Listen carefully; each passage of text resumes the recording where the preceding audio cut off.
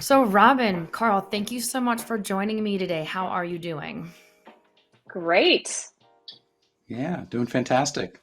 Yeah, great. I'm super excited to have you both here. Before we get too far into details, I want to start with each of you and learn a little bit more about your background and what got you interested in your field. So, Robin, let's start with you. How did you get interested in communications? It kind of happened a little bit serendipitously. So my career has been in three chapters. I started in a go to market role in sales, and I've been in different industries and started to get intrigued by the idea of communications. This dates back to in college. I remember being in college and saying everybody else has this focus area. They know they want to be a nurse or they know exactly what major they want. And I couldn't figure out. And I remember thinking to myself, well, I don't have a, concrete skill set. And someone said, you're a great communicator. And I said, well, what good is that going to do me? I did end up getting a major in communication, but I'm sure as anybody who's a number of years into their career, I suppose the major doesn't always matter as much in that particular space. And turns out it served me very well. So once I switched into technology, I was in chapter two of my career, which was in the executive talent space. And then we started to spin up a internal communications function. It was brand new at the company I was at, which was Box. And we were looking for a leader to come in and lead the charge on that. And so because of the work I had already done at Box and the relationship with the CEO, it was a really natural career progression. So very fortunate to have been selected for that role. And then it sort of lit this fire of excitement and enthusiasm for a space that I knew I loved, but didn't quite know exactly what that might look like from a career perspective. And it kind of just rolled from there. And now I'm at Gainsight in part doing communication. Okay. I want to come back to that. You spinning up internal communications at Box. I want to come back to that because that's such a common, I think, experience a lot of internal communications folks have, including myself. So I'd love to get some thoughts on that. But Carl, I want to move over to you. How did you get interested in IT? Well, I was your classic computer nerd kid. And so for me, I knew what I was really into very early, and I was lucky in that way. And so I just went out into the world and started a little business doing computer consulting, worked for a bunch of different companies, and eventually kind of got on a track that led me to being a CIO. I think I've been really fortunate to have the opportunity to do a lot of different things. Oftentimes people get kind of siloed into some part of IT. And while I'm certainly, I would say, primarily an applications person, I did have the opportunity to work in a lot of different areas. And I also got a chance to be an enterprise architect for a while, which I think really helped prepare me for this job. So it's one of the things that I always suggest to people, that they look for those opportunities and certainly don't be afraid of them, to get out of your comfort zone, to do something different. Ultimately, it's just going to make you better, if nothing else, at what you do as your core skill, and it makes you someone who could potentially be a CIO. Yeah, that's one piece of advice I hear consistently from people when I talk to them about their careers. And the way that I've always felt is don't overplan your career, right? Be open to those Yeah, different experiences that are coming. I think that's super important because you just don't know where that can take you. totally agree. But yeah, absolutely. You're both from Gainsight. I just want to understand a little bit more about what each of you do there. So, Robin, can you just give me a synopsis of what you do at Gainsight as the Senior Vice President and Chief of Staff? Absolutely. So I'm sure if there are any other chiefs of staff listening, they will commiserate with this role is very distinct and different company to company. So depending on who you're talking to, the role may look very different. So the way it looks and has evolved over the past 3 or so years that I've been at Gainsight is I'm sort of charged with delivering world-class execution at Gainsight across a variety of different, programs and processes that we run so that we can kind of evangelize Gainsight strategy and then also, of course, as any chief of staff can attest to, scale the CEO. So all that is with this umbrella of the human first movement that we're on.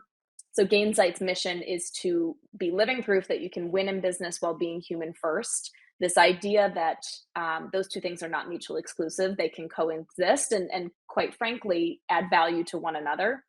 And so I would say the umbrella over everything I do is figuring out how to accelerate this human first movement, give back to our community, engage with our community of customer success professionals and product experience professionals.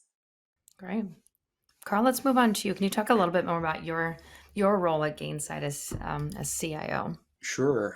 Well, internally, I have the typical kind of areas that a CIO would have. So, enterprise applications, IT operations, and security, with a little bit of a twist that for us, security includes product security.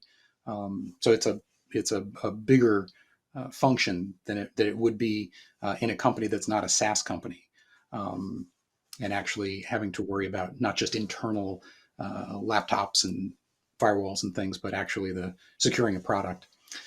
But then I've got this other hat that I wear, which I love actually, which is external. So I connect with the CIOs of some of our customers, help them where I can, be another uh, point of contact at Gainsight. I think sometimes those kind of relationships are just fantastic because they're peer to peer, right? So they're sort of you're speaking the same language, and so I really enjoy that aspect of the job and getting to engage outside of our four walls, so to speak, and or at least our virtual four walls nowadays, and actually get to meet our customers. Great. All right. I want to move into our next segment called Story Time. Welcome to Story Time. Story Time. Let me tell you a story. So I'm going to ask each of you to help paint a picture for us. I'm going to start with you, Robin. You both have very impressive careers. Robin, I want to start with you because your communications career took a huge leap forward after becoming the global head of internal communications at Box in 2015. You just previously mentioned in our first segment about how you spun up an internal communications program. I wonder if you could just talk. I'd love to hear your experience doing that, challenges you ran into, and successes you had with that. Sure. Yes, I'm happy to. And so I think the pivot from chapter two, as I was saying before, of this executive talent space, I would say, and this is probably something that I'm sure other people across other, chief of staff roles, and Karl kind of touched on it too, from the external focus and how important those relationships are. I would say that was probably the biggest linchpin and probably the skill that I continue to use the most, especially when it comes to if we were just looking at the internal communication space. Building those relationships is a big part of why I was even considered for the job. If you were to look at my resume prior to that, it's not like I had done this at scale at a 2,000 person publicly traded company before. And so I think the relationships that I had built across different functions, particularly with executives, and that credibility went a really long way. And so you have, and this is something I learned early in my career, this how I would sort of bucket is values, abilities, and skills in order of importance. And so, do you have values alignment with the company? And is there sort of a mutual agreement of what values are fundamental to you? What abilities do you have? And so, I would say communication and relationship building are all abilities. And then I think your company takes a bet on you with the skills if you haven't done the job before. And I think that was a big part of that pivot that I made is whatever we need to figure out at Box, I can figure it out from a skills capacity. And so that was kind of the catalyst there. So from a challenge perspective, I was the first person at Box to do that job. We had never had someone at any level run internal communication. And so when you look at internal versus external, external is this well-known, well-oiled machine. People understand the value of press releases. They understand the value of investor relations and how to prepare for that. They understand the value of crisis communication. So what I find is a hiccup that Box encountered, and I think honestly any company, is when you go to implement internal communication at an at-scale company, a lot of the early part of the job is unwinding and undoing what I lovingly call bad behavior. So having Tooltopia, where you have 10 different channels to communicate, but there's no clean agreement around where do we go for what type of communication and how do we do that. So I would say, without a doubt, figuring out in partnership, and actually it's really great that Karl's on. Our CIO back at Box was my biggest counterpart and advocate in terms of what tools do we use, how are we thoughtful about it, getting some data and information there, which is very much under Karl's sort of wheelhouse, but at Gainsight as well. And then my job was, okay, well, how do we reshape the structure of internal communication so that people are effective, they're accelerating their careers, they know where to go to find information, they understand what our goals are, and they understand how they then can go every day and sit at their desk and contribute to those goals. From a win perspective, being able to come out the other side of that with those clean agreements about where do we go and what do we do certainly was a win. But I have to say the biggest highlight was, I think, the cultural impact of having a systematized or streamlined approach to internal communication. That is what I would hang my hat on, because if you were to maybe ask the average Box employee when I departed the company, and we had a team, and so this is definitely a very cross-functional effort. I just had the pleasure of sort of leading the charge. If you were to ask them, do we have internal communications? What value does it serve? Have you gained value from us being thoughtful about how and what we communicate across our employees? I believe the answer would be yes. And I think the biggest sweet spot is, I think it created a lot of joy and a lot of fun, and it evangelized our values in a way that was really special and very authentic to the culture and the community, and brought people together across different languages and regions and cultural divides in a way that I think is really special, and was sort of table stakes for quality internal communications, and something I'm particularly proud of. You brought up something I want to get into a little bit more with the both of you as you talked about this human first movement and building tools to help do that. I want to get to that. But first, Karl, real quickly, I want to touch on your background a little bit. I listened to a podcast you were on, and you mentioned your teenage years. You were interested in computers like databases to outline your baseball card collection, maybe not so much video games. And that maybe love for tech has grown stronger throughout your career. But can you share a little bit more about your specific interest with it, with computers and tech, at large, and how the rise of the internet has changed maybe how you feel or how you see technology? Yeah, I mean, I was a very specific kind of nerd, and I loved databases. I loved keeping track of things. I loved organizing things, and I loved business process. So as soon as I had the opportunity, when I got out in the world and said, "Hey, I know how to write programs," and who needs that? What I very quickly became was a business analyst, right? Because what you figure out very quickly is writing programs is not the hard part. Understanding what people are trying to accomplish, right, and actually accomplishing that, is the hard part. And I loved that. I loved sort of going behind the curtain and learning how all these different kinds of businesses operated, right? So I went to work for a law firm, and I built a legal time and billing system for them, and I learned all about how things work at a law firm, and I loved that. And then I went to a place that did microfiche. It was this strange business where all they did was took in pieces of paper from people, took pictures of it, and then, right. But it was a giant filing and organization problem, right? Um, so the way my brain was wired was sort of perfect for IT, because that's exactly what this job is. And so it was great. It was a natural fit. Um, so it's been that's really kind of been the underlying thing in my career. There's an interesting sidelight which might derail us a little bit. So maybe I'll mention it. We can come back to it if you want to get into it more. But there's an interesting parallel between how IT works and the way I think of IT working and customer success, right? Because they're both all about making sure your customers achieve their outcomes. The idea of IT as sort of throwing technology out there and then walking away, right? Like that doesn't work.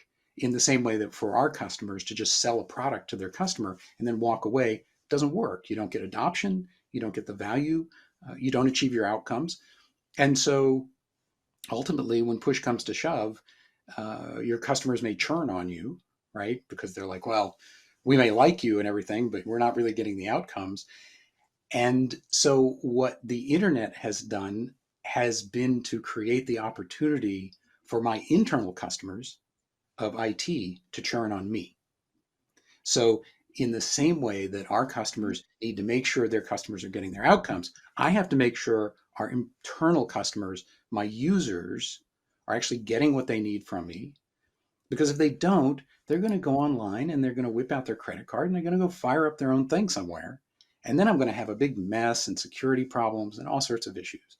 And so to me, it's all kind of one thing around helping people achieve their outcomes being the key to success. Let's move. We're gonna go right into that, but let's move into our next segment. It's called Getting Tactical. I'm trying to figure out tactics. So we can dig a little bit deeper. And I think what we were getting at with that last question, for me, I'm so super glad to have you both on here to talk about like communications, IT, and sort of where they intersect, especially given the employee experience and how it's moved digital. We may have people listening whose company has always been remote or allowed remote, but now we've got a whole lot more of employees out there working remote. And so this idea of IT and communications and how enabling people to live in company culture and understand value, what our value is different because it's all driven a lot by IT now. So I'd like to hear from each of you. First of all, thinking about when we're thinking about the digital employee experience, how should IT and communications work together to ensure that there is an outstanding digital employee experience? Robin, let's start with you. Oh, good. I have a lot of energy around this. And I think Karl and I are probably very well aligned on this front. I'm so glad you asked this question. I think the IT relationship and strategy is mission critical when it comes to a quality experience and internal culture. Irrespective of COVID, I think COVID catalyzed the direction that the work environment was already moving. It just ended up accelerating the movement, in my opinion. So people were already yearning for the flexibility, yearning to move to lower cost living places. And prior to going into the pandemic situation, Gainsight was always a very remote friendly. In fact, remote employees were our largest office, if you will. And now we've really pivoted our value proposition for working at Gainsight to a remote first environment, not just remote friendly. And so that means that we have to figure out how to create hybrid experiences that allow us to be connected and meet teammates across different regions and allow people who are living in different places or aren't comfortable traveling or can't travel because they have a small child at home and they're a single caregiver or something like that.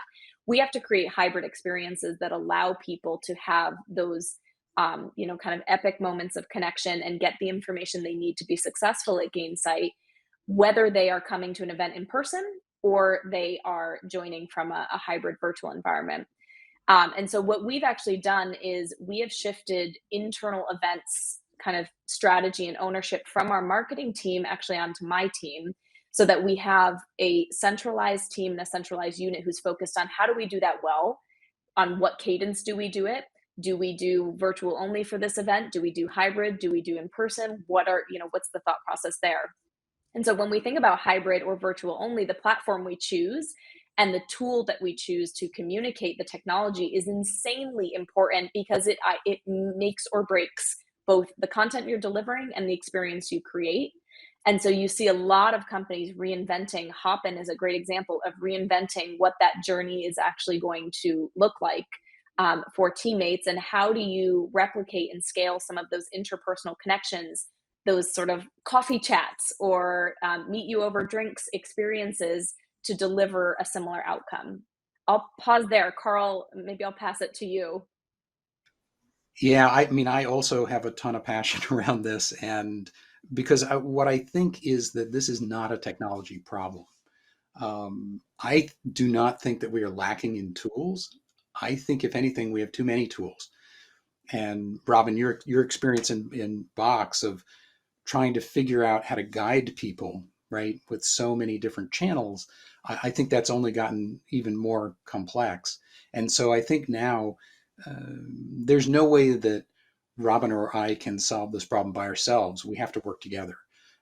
And I think that saying, here's a tool like Slack or Teams, just throwing that out in the environment is just not nearly enough, right? There's got to be some norms of behavior. There's got to be some sense of what do we do in Slack versus what do we do in email? Why do I use one versus the other? That kind of guidance now is extremely important. And in the absence of it, you find people saying, it's driving me crazy because I know this document is somewhere in this company, but I've got like 5 different places I have to go check to try and find it. And so I think that more and more that's going to be the big challenge that we have. For a long time, the challenge was we didn't have all these tools, right? And so we were working with sort of suboptimal technology and trying to make it work. Now I think we have the opposite problem. We have a usage problem, and that's where people like Robin are just absolutely key. And that's why I think this is a role that needs to be really taken seriously in a company, because without it, you've just got a bunch of technology and people running around all over the place, but it's not necessarily that effective. Right. When I love thinking about this, I have a lot of passion for this as well, just as you both do. I often sit around and think about more than even just that digital employee experience. I think about the digital human experience that we're interacting with. Robin, you mentioned someone with a small child. We have pets at home sneezing during podcast recordings. Right, we're interacting with each other in our human lives.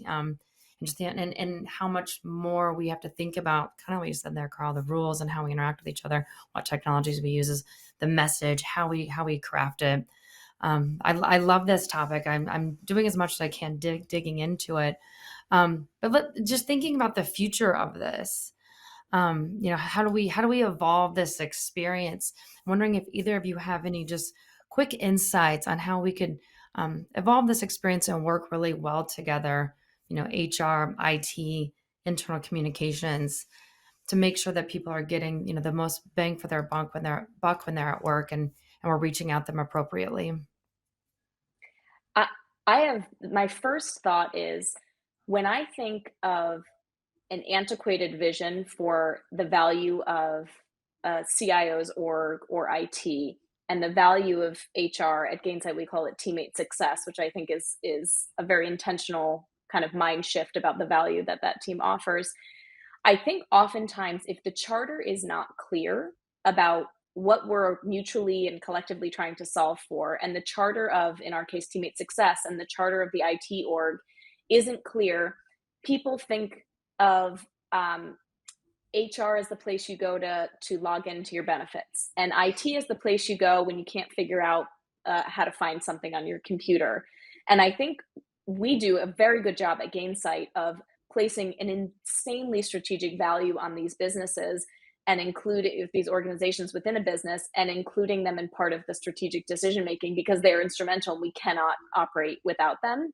And so I think setting that clear charter, those clear expectations, is step one.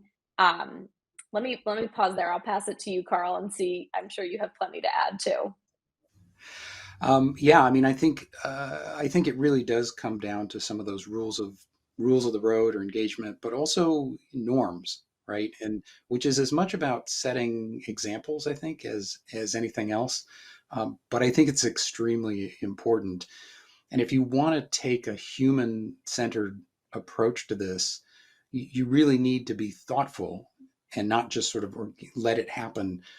Things like, do people always turn their cameras on, or is it okay to turn your camera off sometimes? So I think actually, I think there's two sides of this coin. One is making people effective. I think the other is not burning them out, right? So I think that's something we've got to be really thoughtful about. And how do we create the safety, the sense of comfort that it's okay to turn your camera off sometimes, and maybe some meetings happen with everybody's camera off, so that it sort of sets the example that it's okay to do that sometimes, right?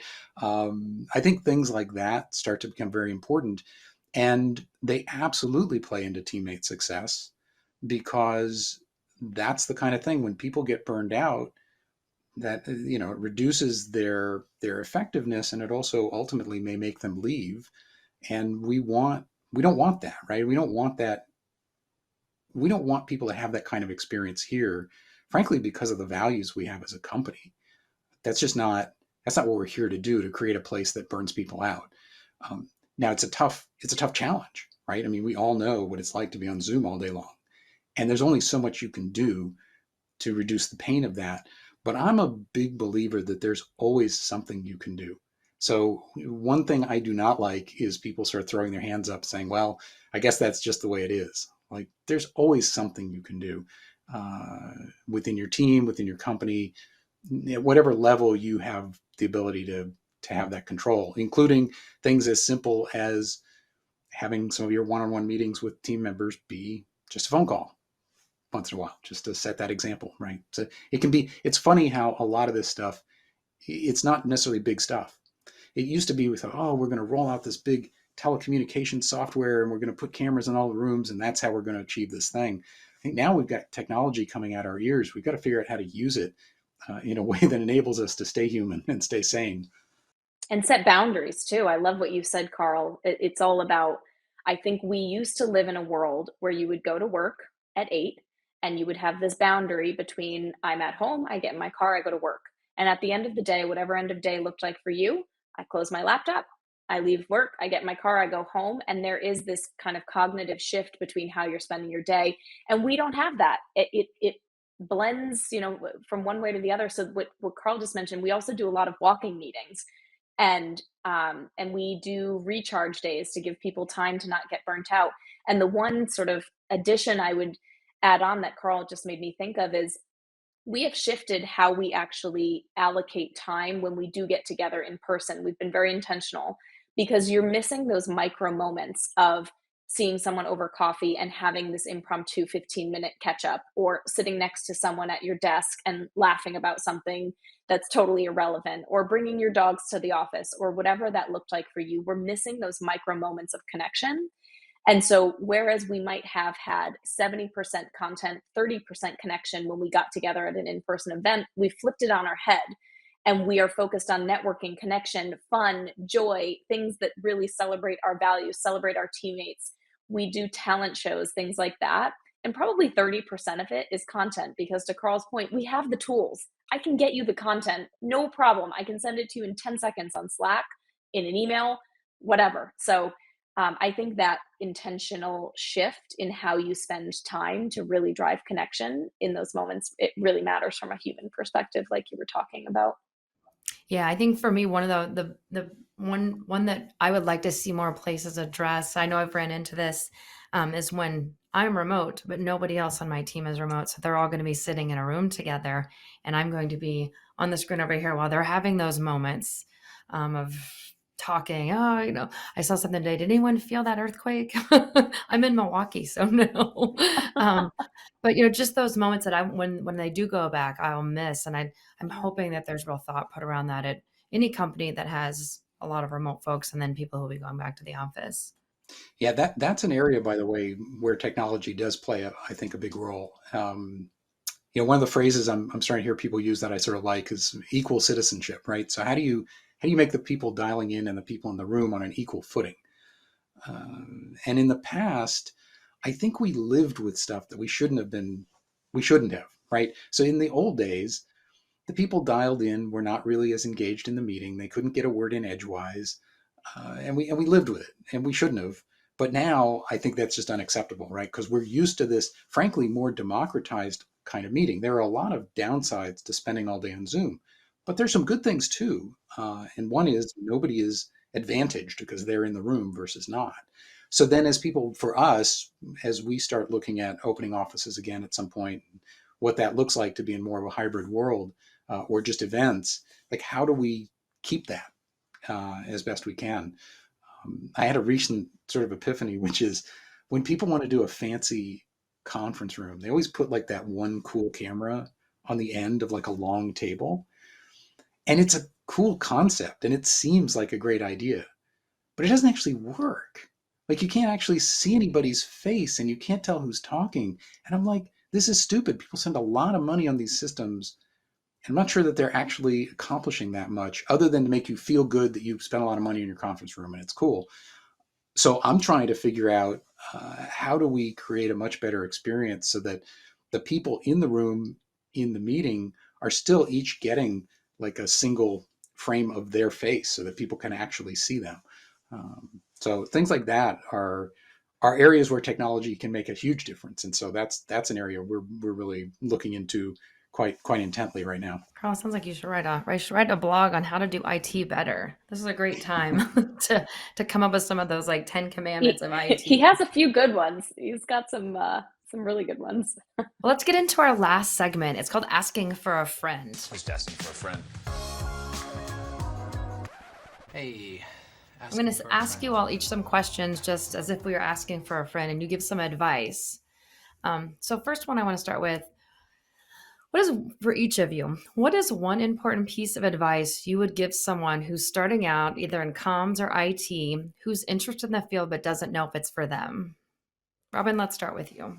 Absolutely. Well, if you are interested in communications and there is anyone who is doing internal communications specifically, a little trickier with external communication because of the stakeholders, but if you have a teammate or someone who's running that at your company, I bet you they are looking for help and they are probably under resourced and kind of strapped. And so, one suggestion is offer to get involved in the next all hands or the next event that this person is putting on to help offer them some resources or learn help to get into the deck that's being created or the content that's being presented, or offer to help them come up with an activity that'll make people feel connected, or something that's kind of uniquely aligned to the company culture or values.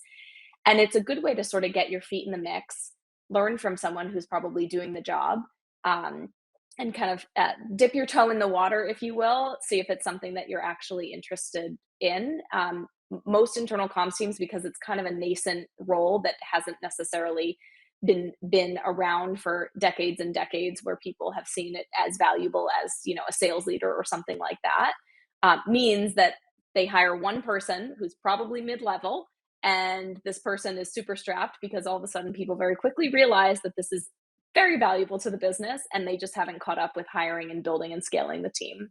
Karl, what about you? Same question, IT based. I mean, I think most jobs, you have to do it to learn it, right? You can go to school, you can read books, you can do a lot of things, but you got to get out and do it.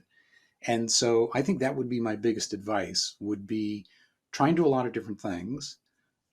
Try and find opportunities to not be in a silo. Um, and so, for instance, if you're in a job, let's say in a big company, and they're like, listen, we just want you to do this one piece. Okay, that's great. But maybe in your off time, go find like a nonprofit that's desperate to have someone come and help them with their IT stuff and run their whole email server and their website and their database. Believe me, the world is full of people who need you, who would love your help. And you'll get this amazing experience because you won't be one of a huge team. You may be like the person who's just doing it. And it may be a little scary and you've got to go Google a bunch of things and figure them out. But boy, will you learn a lot. So look for opportunities to gain experience, not necessarily just at work. Last question. What do you each see as the next big shift in IT or communications in the next 5 to 10 years? And how should we prepare for it? So, Karl, let's start with you this time. What do you see as the next big shift in IT in the next 5 to 10 years? Well, I'll give one answer, which is for both, which is convergence, right? So I think one shift we're going to see is that the lines are going to blur between comms and IT. We're going to work very closely together, and I think in some organizations you'll even see some IT folks who are in the comms organization or vice versa. Like it, I think we're going to be working very, very closely together. Um, I think the other thing is, there's just obviously with the SaaS movement, IT no longer controls everything in the way that they used to. And to some extent, companies can still try and enforce that with rules and regulations and policies. But at the end of the day, business groups and end users are empowered. And I just think we need to embrace that and not try and resist it, because I don't think we can. And I think there's a lot good about that. But IT has got to find a way to work differently. And certainly here at Gainsight, I would say I see my role as much more of a coordinator and facilitator and sort of enterprise architect than someone who centrally manages everything that's going on in all the teams. And I think it's working pretty well. You've still got to have some governance. You've got to have security. There's some things that IT can do better, frankly, than any of the one groups can do. Right? You've got things like data integration or data warehouses. They're sort of shared resources for everybody. So I think IT still has an extremely important role to play. But I think the mindset needs to shift a little from, frankly, a more dictatorial role to one that's more of a coordination role. I completely agree. And so my answer to that is very much of a yes and on something that Karl touched on early in the conversation and just actually touched on again. So it's really a nice full circle. There's been this paradigm shift in the power of the customer. It's the reason why Gainsight is in business. And what Karl was mentioning earlier is back in the day, the vendor was at the center of this diagram, and all the customers floated around them, and we didn't get to choose. You had one place to go buy a laptop, you had one place to go buy a landline, and if it was broken, you were loyal to them because you had to be. And now the customer is at the center of this shift, and they have the power of choice, which is what Karl was mentioning earlier. And so from a communication perspective, both internally and externally, but I think kind of holistically, how we communicate with our buyers and our customers, with our shareholders, with our partners, with our employees means, because the employees have the power of choice too. This is definitely a talent market, and so the people looking for jobs really have the power of choice.